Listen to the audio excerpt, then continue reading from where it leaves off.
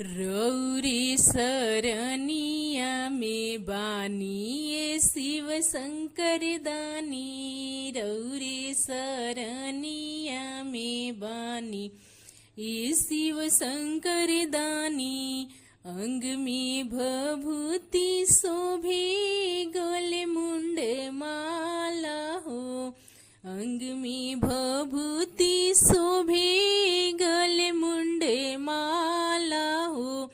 कमर में शोभे बाबा मिर्गा की छाला हो।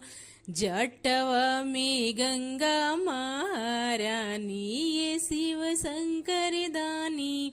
रौरे सरनिया में बानी ये शिव शंकर दानी। रौरे सरनिया में बानी ये शिव शंकर दानी।